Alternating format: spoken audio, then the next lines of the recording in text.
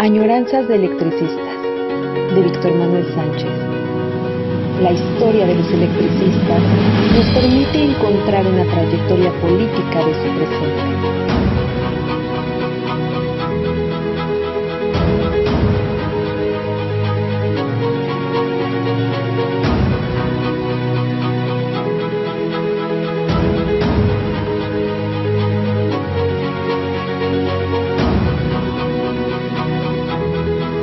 Comenzamos. En otro lunes les presentamos el tema de el surgimiento de la CTM en Añoranzas de Electricistas, recordándoles que la fundación de la CTM fue producto directo de la organización y la lucha del Sindicato Mexicano de Electricistas. En la historia de la CTM poco se recuerda que haya sido el Sindicato Mexicano de Electricistas el principal pivote, la principal fuerza que impulsó la formación y creación de la Confederación de Trabajadores de México. Así es que vamos a revisar en esta ocasión el estatuto original de la CTM que se elabora y acuerda en 1936. Antes de eso, quiero hacerles un aviso, recordarles que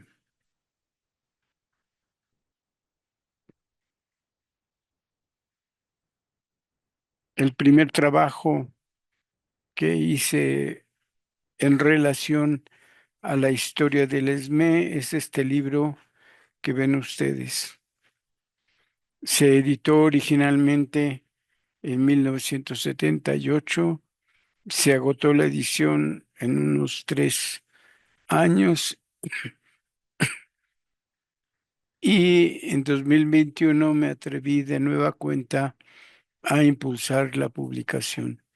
El título es el mismo, la foto de la portada no, pero el surgimiento del sindicalismo electricista del 14 al 17 narra, presenta, es una crónica muy puntual, muy precisa, muy concreta de cómo el ESME se forja, se crea, se impulsa.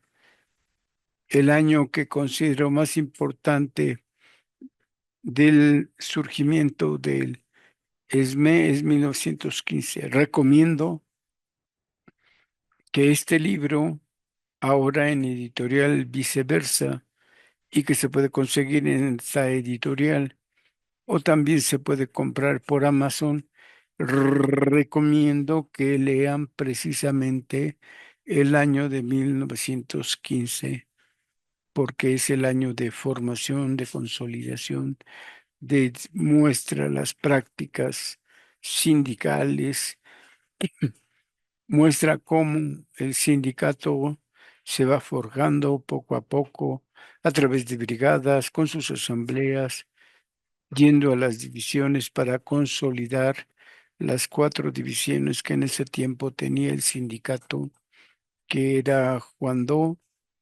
que era Necaxa, que era Pachuca, y que se consolidan a través de comisiones o brigadistas que iban a cada una de ellas para impulsar el conocimiento del estatuto y promover el conocimiento también de los convenios o memoriales que ya habían conseguido durante 1915. Es, insisto, el primer trabajo que surge del equipo que venimos a investigar de la Facultad de Ciencias Políticas al sindicato y a la compañía, que venimos a investigar la historia tanto de la Compañía de Luz como del Sindicato Mexicano de Electricistas. Son 3 años cruciales, como indica la fecha, 14, 15, 16, 17. 17 se remonta al momento en que, después de la huelga general, destrozado y perseguidos todos los trabajadores electricistas, en realidad todos los trabajadores de la capital de la República, por las fuerzas de Carranza, tuvieron que irse a replantear, a resguardarse para ir encontrando los nuevos momentos de surgir de nuevo.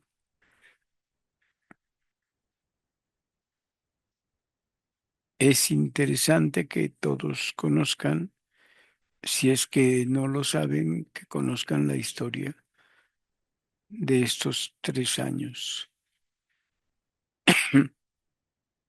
Es el mes de diciembre cuando deciden convocarse, reunirse y empezar a hacer asambleas, en 2 asambleas en diciembre del 14 y en la 21 de enero, por cierto, se acuerda proponer el nombre que desde entonces tiene el Sindicato Mexicano de Electricidad. Este libro volvió a aparecer en 2021 y por supuesto se lo recomiendo. Para bien de las añoranzas de electricistas. Pues bien, ahora retomamos nuestro otro tema que, como hemos dicho, en 1935 lo comentamos en la anterior añoranza de electricistas. En 1935 el sindicato, en defensa de la política obrera de Lázaro Cárdenas, convocó a los sindicatos nacionales más importantes para crear el Comité Nacional de Defensa Proletaria. A partir de ahí, durante todo el año del 1935, se consolidó la defensa del, perdón, del movimiento obrero, de las fuerzas de organización del proletariado mexicano, y con eso la defensa plena de los derechos que se iban adquiriendo, que se iban conquistando, que se iban marcando, especialmente en defensa de los estipulados artículos de la Ley Federal del Trabajo y del artículo 123 constitucional. El maximato se llamó a un periodo de dominio de el general Plutarco Elías Calles para extender sus presidencias más allá de sus años en que lo fue. El maximato. El maximato pretendía cubrir también el periodo presidencial de Lázaro Cárdenas, limitando, criticando, constriñendo la política de lucha y de organización del proletariado mexicano. El ESME, viendo los riesgos de contener la lucha obrera, convocó a los sindicatos nacionales de industria más importantes para defender la política obrera de Cárdenas en una alianza básica y necesaria. El Comité Nacional de Defensa Proletaria en un año consolidó esta defensa y esta lucha obrera como vanguardia del proletariado mexicano. A tal grado fue el enfrentamiento que el presidente Cárdenas expulsa del país a Plutarco Elías Calles como a su brazo derecho en materia obrera, a Luis N. Morones, que había dirigido durante más de 10 años a la CROM, a la Confederación Regional Obrera de México. Ambos personajes son expulsados por mantener una política en contra de la lucha obrera, en contra de las huelgas, en contra del proletariado mexicano. Y el Comité Nacional de Defensa Proletaria, convocada por el ESME, logra y consolida esa lucha de vanguardia. Al término de ese año,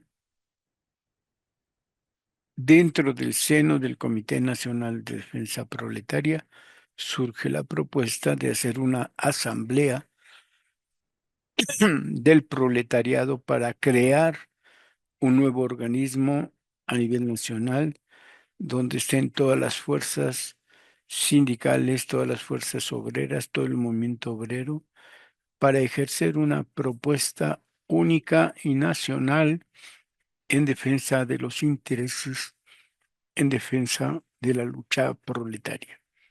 Así surge la idea de crear, a través de una asamblea proletaria, la única central que va a existir con fuerza y consolidación, la CTM, la Confederación de Trabajadores de México. Y aquí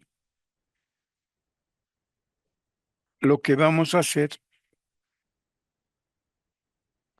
es presentarles a ustedes el primer estatuto con el que se crea, con el que nace la CTM, tomada de la revista de marzo de 1936, de la revista Lux Claro. Encontramos estos estatutos de la CTM y vamos leyendo con calma para que ustedes se enteren de lo que estaba estipulado desde entonces, desde febrero, marzo de 1936. El índice, como indica la revista Lux, dice así: uno, de la Declaración de Principios y Objetivos de la Confederación y de su táctica de lucha. Dos, de la Constitución, nombre y lema y residencia de la Confederación. Tres, de la estructura de la Confederación. Cinco, de las elecciones y nombramientos de los organismos representativos y del tiempo que durarán en sus funciones. Seis, de las obligaciones, derechos y facultades de las organizaciones constitutivas y de los organismos representativos. Siete, de los conflictos. Ocho, de las sanciones disciplinarias. Y empezamos entonces con el capítulo 1 para que vean cuáles eran la declaración de principios, los objetivos de la Confederación y su táctica de lucha. Dice el estatuto: el programa del movimiento del proletariado debe basarse en el conocimiento perfecto de la estructura y de la evolución histórica de la sociedad, a fin de poder actuar con el mayor éxito posible como un factor consciente y decisivo en contra del actual régimen de explotación. Conocimiento perfecto de la sociedad. Es una invitación clara para que todos los miembros de los sindicatos nacionales existentes se dediquen a analizar el conjunto, la totalidad de la sociedad en la que viven, en su desarrollo histórico y en su estructura estratégica. Dice, debemos de estar en contra del actual régimen de explotación. Es una definición sencilla, pero es una definición conceptual concretamente marxista. Y es la propuesta que se está haciendo para el surgimiento de la CTM. Además, continúa el texto, la solidaridad en favor de los trabajadores víctimas de la lucha revolucionaria contra el capitalismo por encima de las fronteras nacionales. Segundo puntual, la solidaridad interna y externa. Dado que el trabajador no solo es explotado como productor, sino también como consumidor en los diferentes aspectos del actual orden de cosas, luchará contra la explotación que se le hace en ese carácter. Plantea entonces dos aspectos dentro del proceso de relaciones sociales de producción, como dentro del proceso de las condiciones de vida. Ambos aspectos, como consumidor y como productor de mercancías, el proletariado debe de estudiar y estar consciente de los dos lados de la moneda. Sigue siendo unas definiciones, consideramos marxistas. Luchará por la implantación del seguro social en todos sus aspectos por cuenta de los patrones y el Estado. Todavía en este año no hay ideas a nivel nacional de consolidar o de construir un instituto de seguridad social. Parece que en el mundo ya había algunas características de este tipo, pero saben que la atención de medicina de salud y de atención familiar, no solo para los trabajadores, sino para sus familias, es muy importante y ya están proponiendo la creación del Seguro Social. Es 1936, recuerdo, y hasta mucho más de 10 años después se va a consolidar una institución de este tipo dentro de los procesos productivos privados. Y a nivel del Estado van a pasar mucho más de 20 años para que existiera seguridad social al servicio de los trabajadores del Estado. En consonancia con la idea de estar al pendiente del consumo y la producción, este siguiente párrafo indica lo siguiente. Luchará porque los trabajadores organicen cooperativas de consumo y de producción y consumo, que sean un apoyo de los propios trabajadores en la lucha de clases en general y en la defensa de sus intereses inmediatos en particular. Luchará contra todas las tendencias que pretenden anteponer el movimiento cooperativo.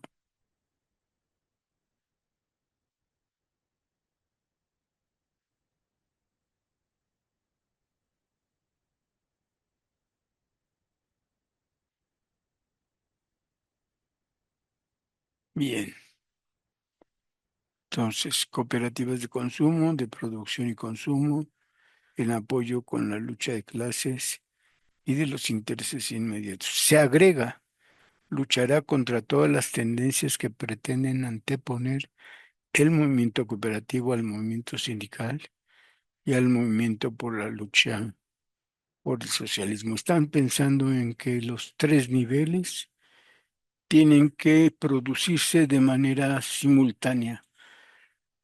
No conviene, según este párrafo, que algunos luchen más por las cooperativas o que algunos luchen más por el movimiento sindical o que se olvide el movimiento de lucha por el socialismo. Tres líneas de acción política que deben seguirse de manera consciente, científica, con conocimiento y estrategia política. Sigue el estatuto, luchará por el mejoramiento de la legislación social en consonancia con este programa. Están seguros que lo que hay hasta el momento aplicable de la Ley Federal del Trabajo tiene que ampliarse y profundizarse o precisarse. El proletariado de México reconoce el carácter internacional del movimiento obrero y campesino y el de la lucha por el socialismo. En tal virtud, en tiempos deben establecerse relaciones con movimientos obreros locales, con luchas obreras actuales y además con otros países de la tierra. La lucha por el desarrollo de la más amplia y efectiva solidaridad internacional pondrá todo lo que esté de su parte para lograr la unidad internacional del movimiento del proletariado organizado. El proletariado de México preconiza como táctica de lucha el empleo de las armas del sindicalismo revolucionario que consisten en la acción directa de los trabajadores en sus disputas económicas.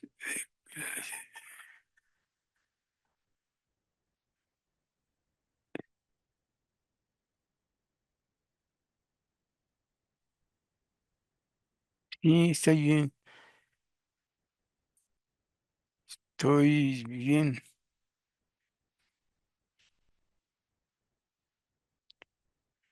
Hmm. El siguiente punto dice, por tanto, empleará la huelga, el boicot, las manifestaciones públicas, los mítines y todos los medios de coacción y de publicación, perdón, y de pública delación de toda la clase de injusticias hasta tener sus reivindicaciones. Tiene que lograr que se someta a los órganos del Estado o que limiten sus posibilidades de lucha por elevación económica y de respeto social. Por eso lucharán en forma de acción directa para la búsqueda de sus objetivos. El proletariado de México podrá proponer o aceptar alianzas transitorias con todos aquellos sectores sociales que pugnen por las reivindicaciones antes mencionadas, pero tales alianzas no deben en ningún caso conducir al renunciamiento de los objetivos fundamentales, no deben obstruir el camino hacia ellos. El proletariado de México luchará a toda costa por mantener su independencia, tanto ideológica como de organización, y porque todos sus objetivos finales sean alcanzados con entera independencia de clase mediante sus propias fuerzas, libre de influencias y de tutelas extrañas. Capítulo 2. De la Constitución, nombre, lema y domicilio de la Confederación.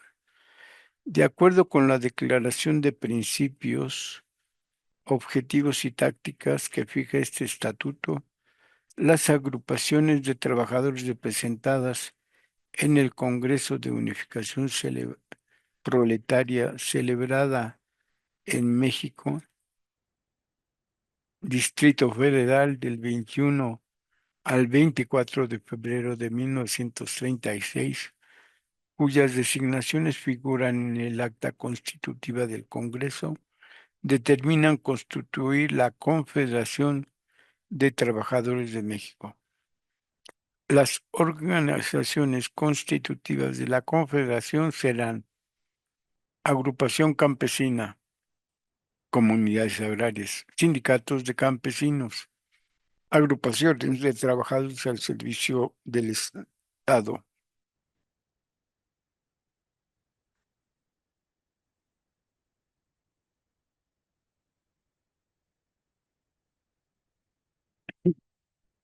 sindicatos gremiales, sindicatos de empresa, federaciones regionales, federaciones industriales y el último, sindicatos industriales.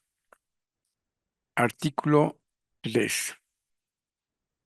En este artículo 2 lo que notamos es que hay una gran variedad de formas de organización obreras, pero lo fundamental son dos características, que son los campesinos, sindicatos campesinos y agrupaciones campesinas de comunidades agrarias y ejidales. Es muy importante que reconozcamos que en el proyecto original tratan de unificar la lucha obrera urbana con la lucha obrera rural, campesina, considerando que los trabajadores campesinos y los trabajadores urbanos e industriales son una y la misma clase social que debe de ser reivindicada. Incluye en el punto C todos aquellos trabajadores que están al servicio del Estado. Se van a crear las distintas secretarías, los distintos alcances, las distintas formas. Y la CTM tiene que agrupar a los trabajadores al servicio del Estado para que no se supediten al propio Estado, sino que sean organizaciones autónomas, independientes y libertarias. Es la idea de unir clase obrera campesina y clase obrera industrial. Artículo 3. Las agrupaciones campesinas son aquellas que formadas por ejidatarios, aparceros o pequeños arrendatarios. 4. Los sindicatos de campesinos son aquellos formados por campesinos asalariados. 5. Las agrupaciones de trabajadores al servicio del Estado son aquellas cuyos miembros tienen el carácter de asalariado y dependen de cualquier organismo o institución del Estado. 6. Los sindicatos gremiales son aquellos formados por individuos del mismo oficio, profesión o especialidad. 7. Los sindicatos de empresa son aquellos formados por individuos de varios oficios, profesiones o especialidades que prestan sus servicios en una misma empresa. Las federaciones regionales son aquellas integradas por varios organismos de la clasificadas en el artículo 2. Las federaciones industriales son aquellas integradas por varios sindicatos de empresa de la misma rama industrial. Artículo 10. Los sindicatos industriales son aquellos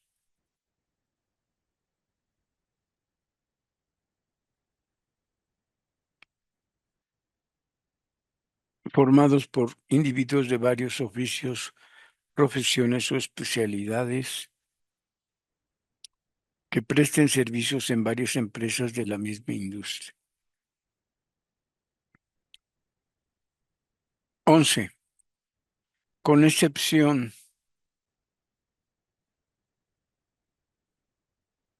de las federaciones regionales, que podrán ser locales o estatales, las demás organizaciones constitutivas podrían ser locales o nacionales, entendiéndose por local aquella cuyos componentes radican en una misma localidad, por estatal aquellos cuyos componentes radican en varias localidades del mismo estado o territorio, y por nacional aquellos cuyos componentes radican en dos o más entidades.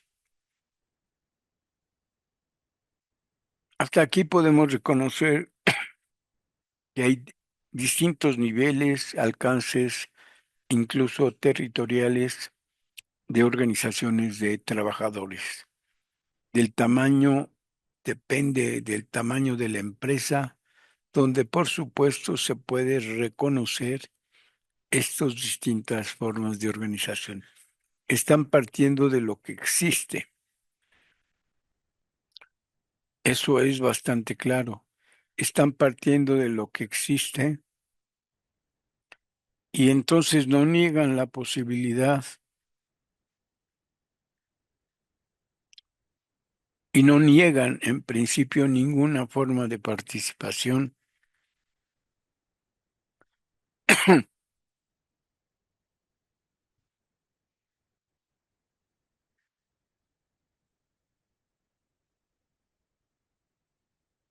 sino que todas las posibilidades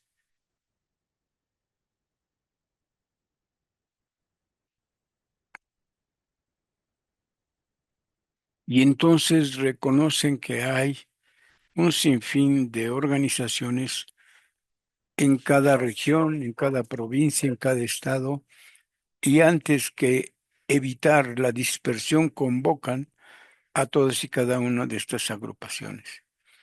A partir de ahora van a venir las propuestas que se prefieren, que se prefiguran como estrategia política. Dice, por ejemplo, el artículo 12, las agrupaciones campesinas deberán unificarse en cada localidad y finalmente en una Unión Nacional Campesina que integre la federación.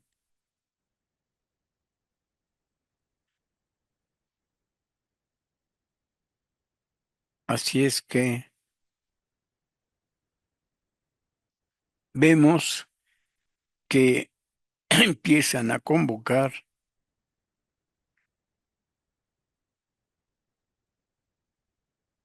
a todo tipo de organizaciones, pero con un objetivo, que no se queden de manera local o regional, sino que vayan avanzando, como aquí lo dice,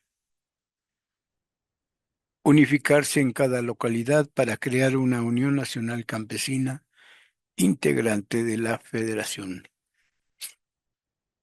El 13 va por la misma idea, los sindicatos campesinos, las agrupaciones de trabajadores al servicio del Estado y los sindicatos de la empresa de la misma rama industrial deberán agruparse para integrar sindicatos nacionales de industria. Es el objetivo. Aquí ya hay una propuesta muy clara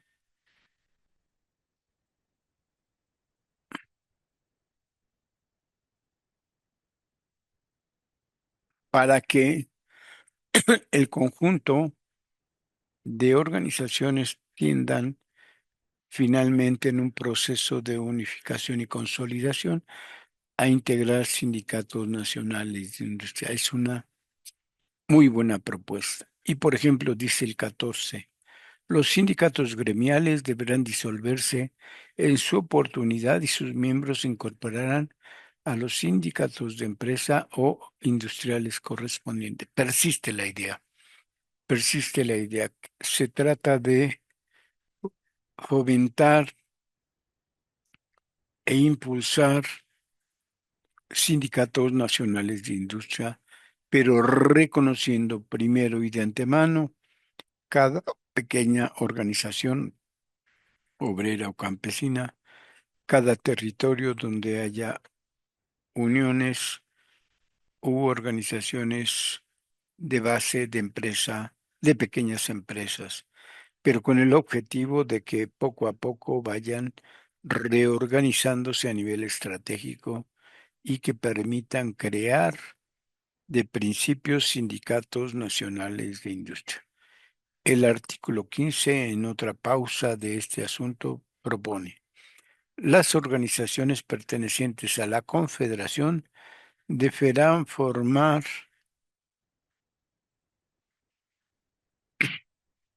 federaciones regionales, federaciones locales o estatales. Es decir, habrá una sola federación en cada localidad y una sola federación en cada estado. Son los dos caminos: crear una federación a nivel de un estado de la República o a nivel regional, un sindicato nacional de industria. Pero dice el artículo 16, las federaciones industriales deberán conformarse después en sindicatos nacionales industriales. Sindicatos industriales nacionales. Es, por lo que se ve, el gran proyecto de la CTM. En un periodo programado, después de haber reconocido, perdón, la infinidad de partes, de secciones, de empresas, el objetivo primordial es ir construyendo por cada rama industrial sindicatos nacionales de industria, por cada rama industrial, de tal manera que la fuerza radique en esta estratégica perspectiva económica de largo alcance.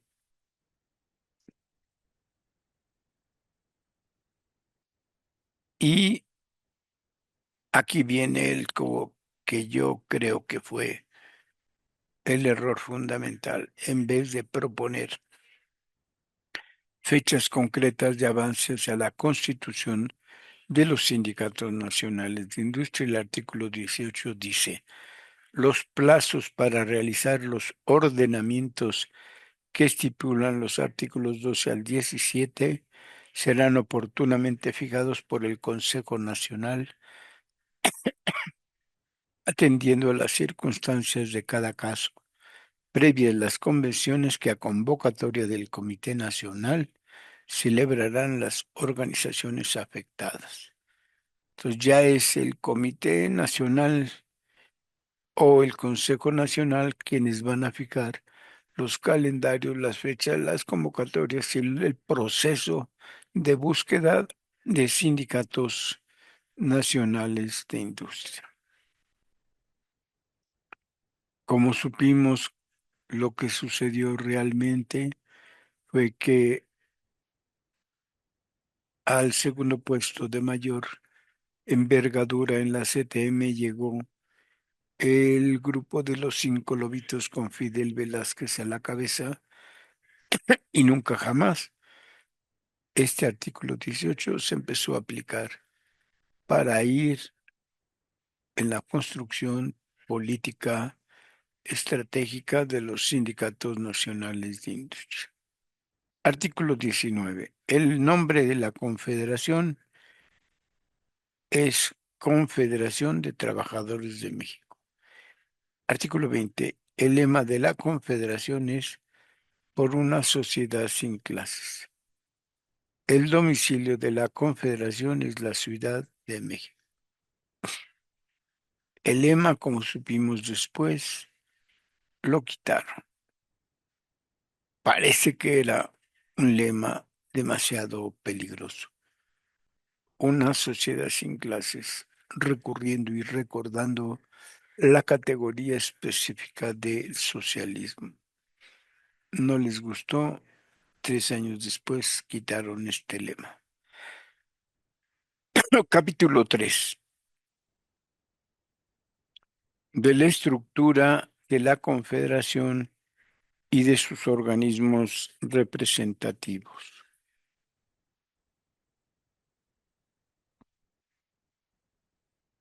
Artículo 22. El gobierno de la Confederación se basa en la democracia sindical, consistente en las resoluciones de las mayorías que integran la Asamblea de las organizaciones y de sus congresos.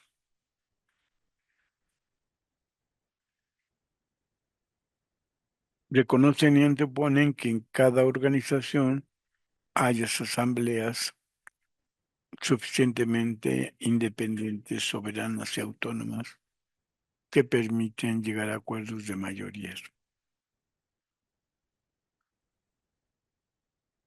Están en proceso estos tipos de asambleas y estos tipos de sindicatos, como el sindicato petrolero, como el sindicato ferrocarrilero, como el propio ESME,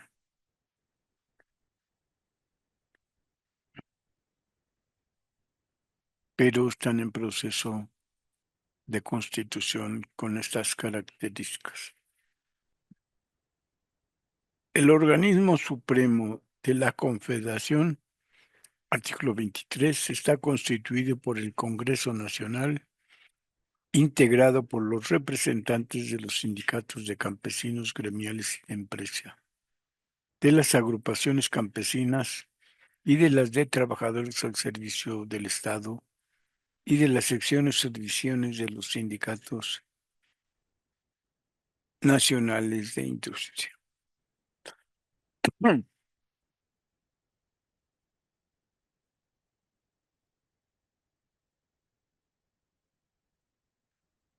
Artículo 24.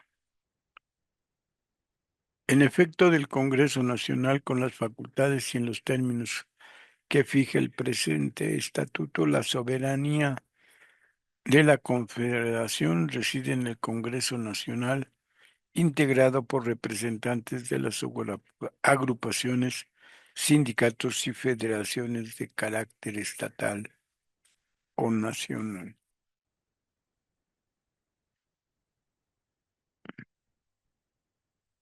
Cada agrupación, sindicato o federación va a nombrar 2 representantes para el Congreso, máximo 3. Se convertirá en asamblea siendo soberana la que determina los acuerdos. Artículo 25. La autoridad permanente de la Confederación reside en el Comité Nacional, integrado por 7 secretarios, a saber: 1, secretario general; 2, secretario de Trabajo y Conflictos; 3, secretario de Organización y Propaganda; 4, secretario de Acción Campesina; 5, secretario de Educación y Problemas Culturales; 6, secretario de Previsión Social y Asuntos Técnicos; y último, y 7, secretario de Estadística y Finanzas. Es un comité pequeño. Al SME le encantaba y siempre propuso comités ejecutivos pequeños, de tal manera que los plenos de los comités no se alargan demasiado por la cantidad de integrantes, y que a su vez tenía que ser un número non, de tal manera que nunca pudiera haber empate en la votación al ver una numeración de integrantes que facilitaba esos procesos de sindicalización y de democratización de la democracia sindical, en especial en los grandes organismos obreros. Artículo 26. La misión de velar por la administración eficaz y honrada de los fondos de la Confederación quedará a cargo de una comisión de vigilancia hacendaria integrada por 3 miembros. De nuevo, comisiones o comités pequeños que le permitan una mayor movilidad, estrategia y sobre todo que no haya empates en las votaciones. Artículo 27. La misión de velar por la probidad y aptitud sindicales de los miembros representantes de la Confederación y por la fidelidad con que debe ser cumplido este estatuto quedará a cargo de una comisión de justicia integrada por 3 miembros. Artículo 28. Cuando le estuvo inconveniente el Consejo Nacional, el Congreso Nacional o el Comité Nacional, con la aprobación de este último, podrá nombrar comisiones investidas con las facultades especiales que acuerden otorgarles, integradas por el número de miembros que sea necesario.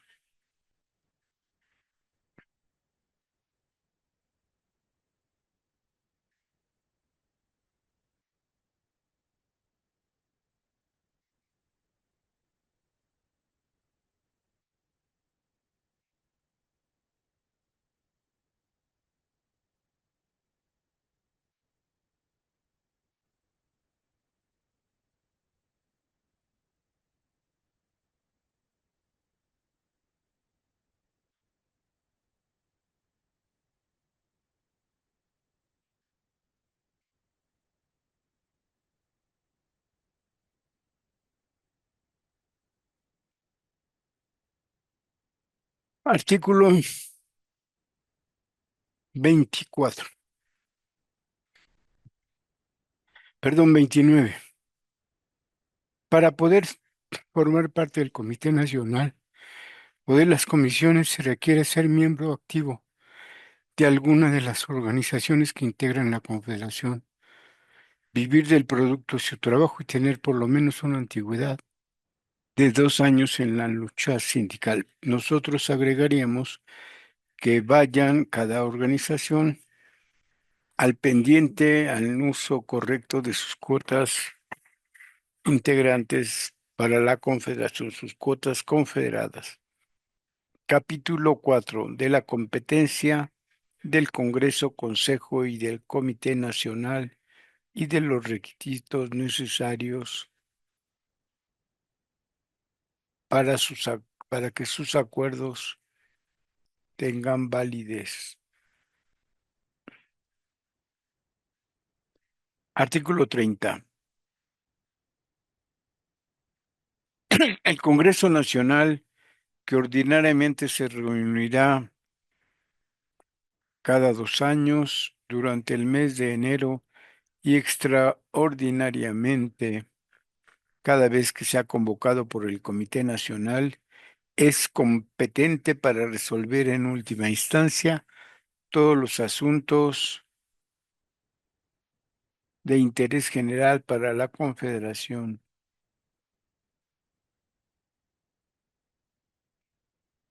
de los que tuviere que conocimiento sin más limitación que su propia voluntad expresada en este estatuto, el cual podrá modificarse total o parcialmente, ateniéndose a lo mismo que él previene.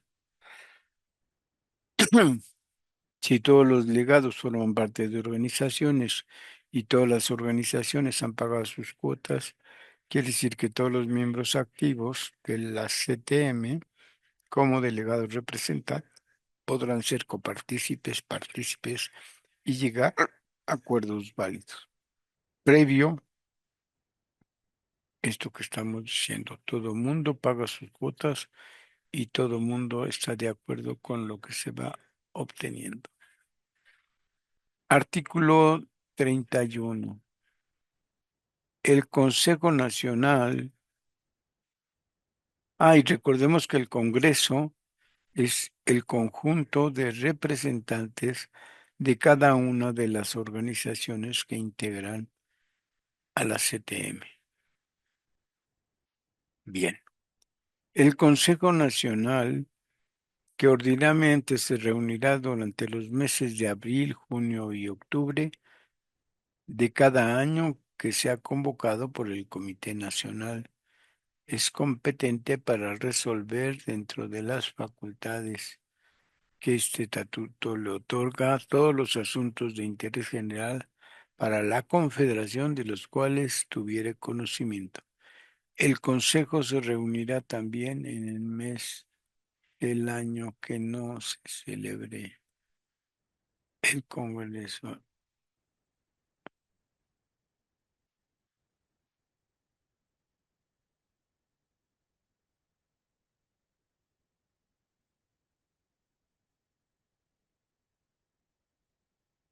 Bien,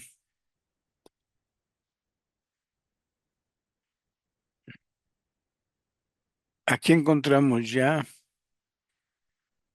que el Consejo, bueno, el Congreso tiene que ser convocado por el comité y el Consejo también, aunque se va a reunir 3 veces al año, debe ser convocado por el Comité Nacional y va a resolver aquellos preceptos que le convengan, que le competan, que se acuerden. También dice que el Consejo se reunirá en el mes del año que no haya Congreso. Aquí quizá deberíamos de hacer un plano, un calendario de tal manera que nos permita tener una perspectiva del conjunto de cosas que se proponen. Es también de la competencia del Consejo el aprobar, con las modificaciones que juzgare convenientes, las partes del estatuto pendientes de aprobación por el Congreso Unificación Proletaria, las que una vez estudiadas por el Consejo Nacional habrán de ser sometidas a consideración del propio Consejo. Artículo 32. El Comité Nacional, que ordinariamente celebra pleno una vez cada semana y extraordinaria cada vez que para ello fuere convocado por el secretario general o por 3 de los otros secretarios, es competente para cumplir y hacer cumplir los acuerdos del Consejo Nacional, los que dentro de sus facultades dictar el Consejo Nacional y todos aquellos que perdón, que dentro de sus atribuciones tomare en sus plenos.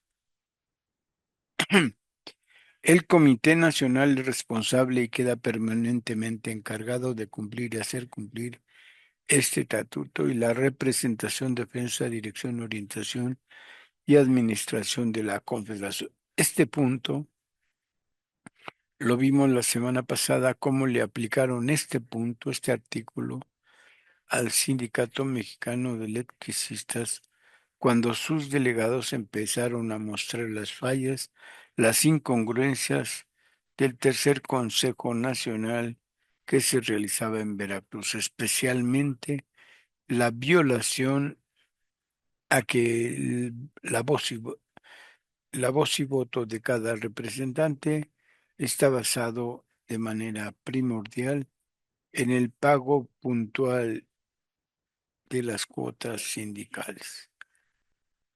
Le quitaron el derecho de plantear, de comentar, de defender, de ver la orientación del estatuto porque no era parte del Comité Nacional. Los delegados del ESME sufrieron entonces una crítica sólida, acérrima, incongruente por parte de el grupo de Fidel Velázquez, diciendo que el único que tiene capacidad de interpretar y de plantear las cosas relativas y válidas era el Comité Nacional y los miembros del Consejo Nacional. En fin, hay que revisar estos estatutos conforme se fueron aplicando y ubicando qué fue lo que pasó. Artículo 33. Son requisitos necesarios para los acuerdos de un Congreso Nacional que tenga validez.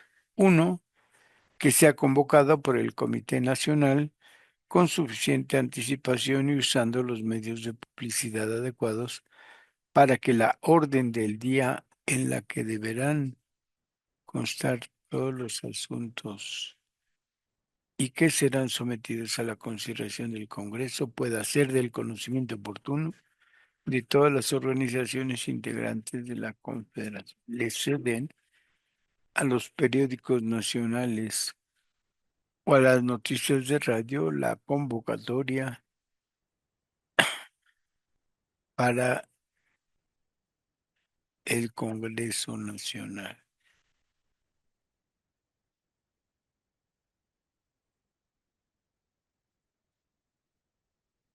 Que tenga, número 4, el reglamento, libertad de voz y voto todos los delegados que asistan al Congreso. Artículo quinto, que las resoluciones, salvo aquellos casos en que en este estatuto estipule una mayoría más grande, se tomen por mayoría simple de votos de las delegaciones asistentes, computándose el valor del voto de dichas delegaciones de acuerdo con lo que establece la fracción 3 del estatuto.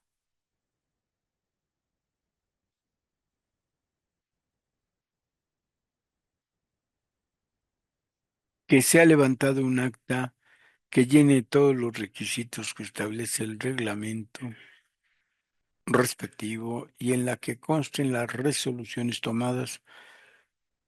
Copia de dicha acta deberá ser entregada.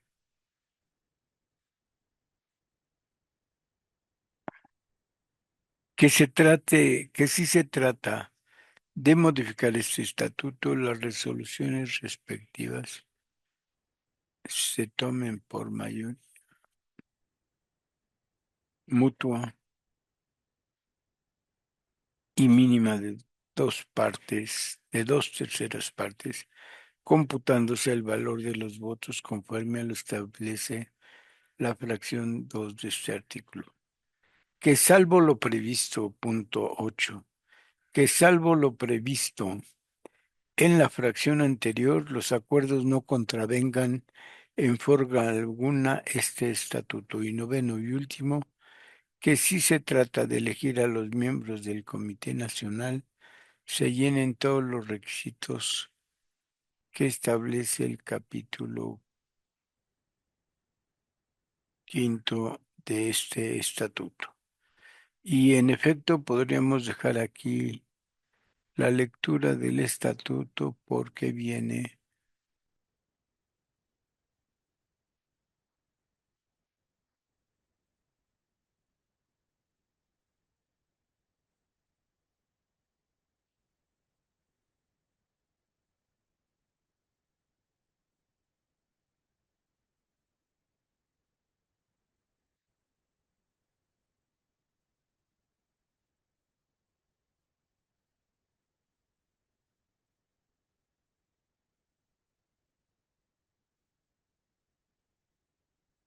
en fin,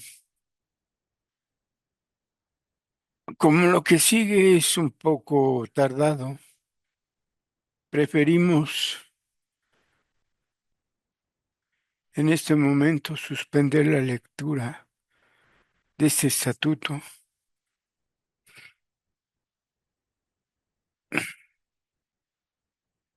y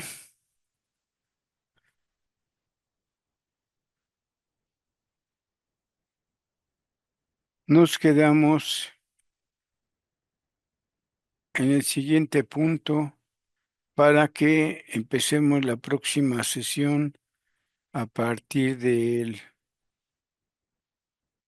de tal manera que leamos y comentemos con calma los requisitos para que los acuerdos del Consejo Nacional tengan validez. ¿De acuerdo? Y nos vemos en próxima semana en otra añoranza de electricistas. Y les vuelvo a recomendar que